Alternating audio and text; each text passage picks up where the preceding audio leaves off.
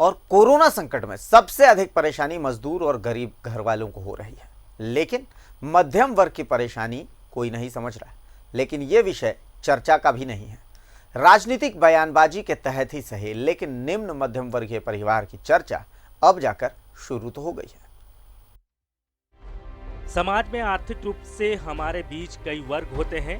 प्रति व्यक्ति आय के आधार पर ये वर्ग निर्धारित होता है।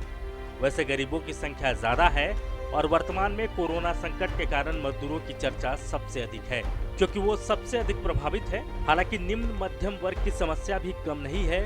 वो मदद के लिए किसी से मांग नहीं सकते और कोई उन्हें कुछ सहयोग देने की सोचता ही नहीं। फिलहाल राजनीतिक मोर्चे पर झारखंड मुक्ति मोर्चा ने केंद्र सरकार से मांग की है कि 5 लाख रुपए से कम आय वर्ग वाले लोगों को कम से कम 7,500 रुपया प्रति माह की आर्थिक मदद दी जानी चाहिए। करोड़ का जो एक ढकोसला ही हम कहेंगे, क्योंकि उसमें माइंस भी बेचना है, इनको सब कुछ करना है। लेकिन जो सीधा इफेक्टेड है इस लॉकडाउन से, जो लोअर मिडिल क्लास है, जिनकी आमदनी 5 लाख तक की है साल, और वो टैक्स नहीं पे करते, बुरी स्थिति में है लोग, तो प्रति व्यक्ति को 7,500 रुपये तत्काल उनको राहत के तौर प्रतिमाह राहत के तौर पे भी दे देनी चाहिए केंद्र सरकार को, ताकि वो सस्टेन कर पाए। निम्न मध्यम वर्ग अनेक तरह की समस्याओं से जूझ रहा है। यह मूलतः वेतन भोगी वर्ग का होता है या छोटा मोटा रोजगार करने वाला। इनके लिए इज्जत बड़ी चीज होती है, लिहाजा कोरोना संकट ने इन्हें भी खूब रुलाया है।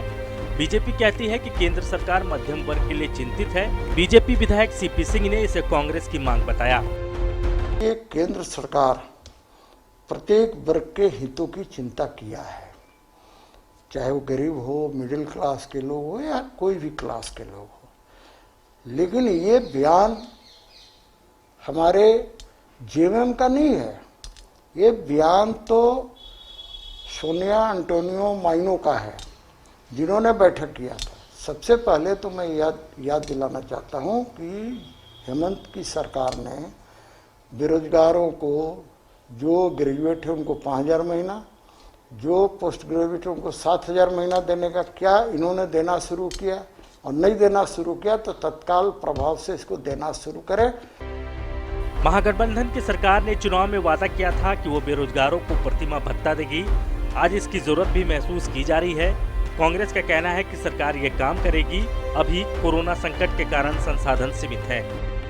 निसंदेह बेरोजगारों को भत्ता देने का हम लोगों ने वादा किया था चुनाव के समय में, और हम लोग निश्चित रूप से देंगे। हम जो सरकार हमारी हेमंत सोरेन के नेतृत्व में चल रही है, निश्चित रूप से बेरोजगारी भत्ता हम लोग देंगे।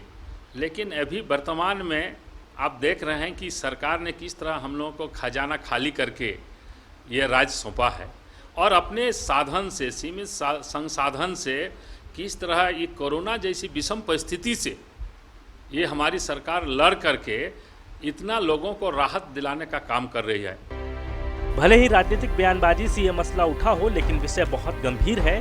कोरोना संकट ने इस वर्ग को झंझोर कर रख दिया है। लिहाजा केंद्र हो या राज्य सरकार इस विषय पर जरूर विचार करे तो एक बड़े वर्ग का लाभ हो सकेगा। न्यूज़ 11 भारत के लिए रांची से राजेश कुमार की रिपोर्ट।